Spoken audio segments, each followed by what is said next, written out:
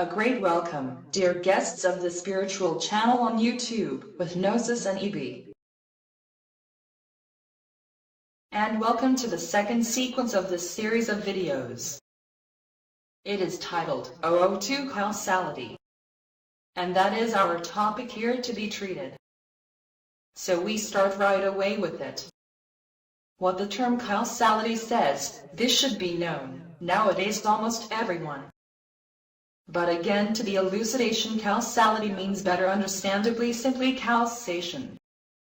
And causation is known as the principle of cause and effect.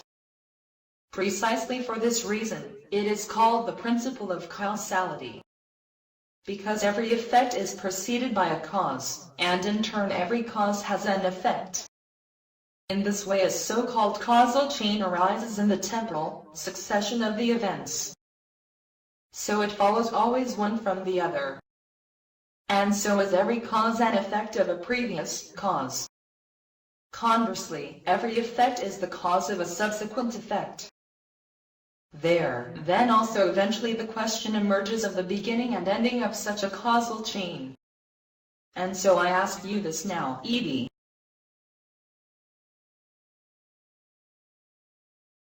Clearly, such a question was raised at some point, Gnosis.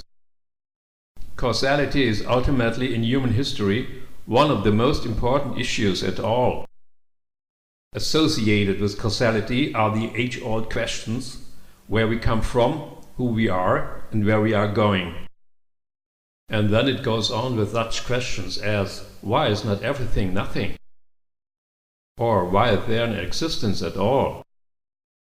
If now one knows how causality functions and with which effects or linkages, then turns out that causality is fundamental for the existence. There's also knows physics, for which causality forms as well the basis of all processes. And because this is so easy, we discussed the causality right at the beginning of this series of dialogues. From the history is known that one imagined the first cause which itself would have no pre-cause, and which would also be no effect. Then the idea of the unmoved, prime mover, followed from this consideration. This thought had settled with the people of that time and had distributed. Also it has kept unchanged in the minds of all subsequent generations to the present day. However, this notion is only partly true, and brings nothing as a result. On the other hand, it is logical and therefore correct that there must be in the causal chain a beginning, and thus one ending. And beginning and ending are in a mutual condition. Since there is a beginning only under the condition of an ending. Conversely, there is an ending only on the condition of a beginning. EB, now you speak in your universe book of a causality law. How did you think this exactly about?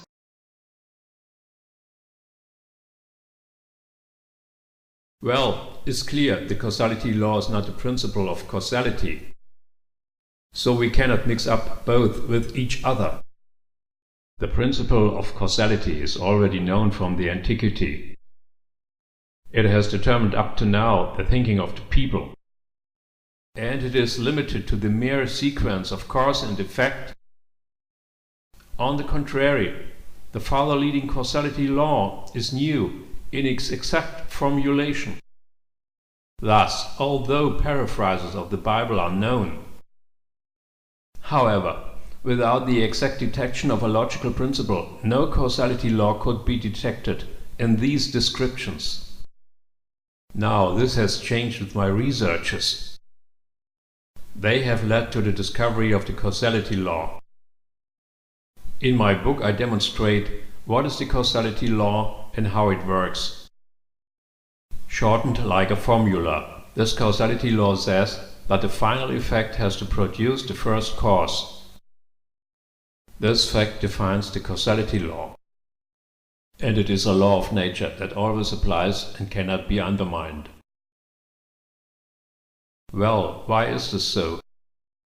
And how do you get it?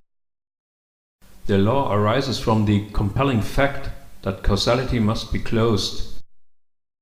because by the logic there cannot be the open causality. Open means that there is for the causal chain itself no beginning and no ending. However, this cannot be if the chain consists altogether only of links, which have all beginning and ending. Links or limbs or parts must be adapted to the whole, and again the whole to its parts must be the fitting frame. From there the chain itself receives logically compellingly a beginning and an ending too. And if the causal chain has beginning and ending, must have as well, logically compellingly, beginning and ending of this chain a common interface. Otherwise would be endlessness, and a beginning and an ending could not be generally. Therefore, causality requires a closed circle to a closed causality. In this one, the beginning is the cause for the ending, and the ending the cause for the beginning. Thus, the ending is responsible logically compellingly in this circle for the beginning.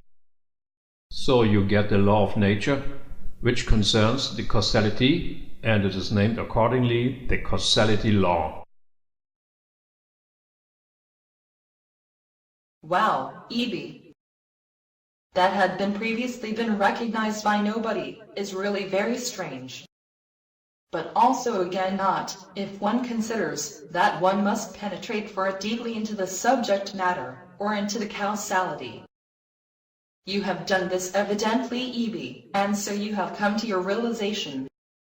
While now the causality law can be tracked and understood by virtually anyone, it goes into the knowledge of mankind. However, dramatically it becomes, if one thinks ahead the causality law and associates with statements from the Bible. Since you have called periphrases which are found in the Bible. With knowledge of the causality law they can remain misunderstood not any longer. I assume you mean, in this connection, they're the named first and last, the beginning and the ending in person. With the causality law, you supply evidently the based on logic unbeatable proof of the existence of God. All world assumes to date of the fact that one can prove the existence of a world causer, neither positively nor negatively. Thus, such an assumption has been shown to be fundamentally wrong. How much intelligence and goodwill takes it to accept this, Evie?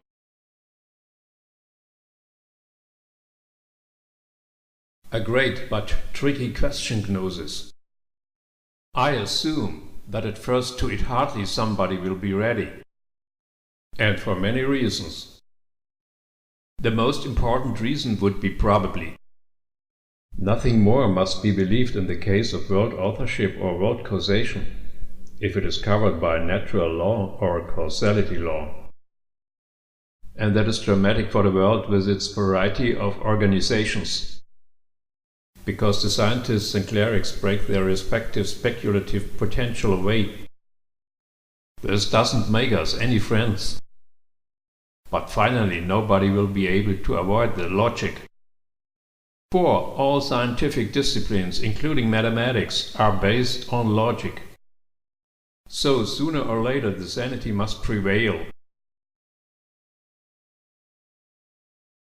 So I also think the inevitable and unbeatable has still always enforced, though often with many temporal and social delays, as we know from history. But causality is so fundamental to the existence that her no one can escape on the long run. It is really very important to understand the causality law and accept.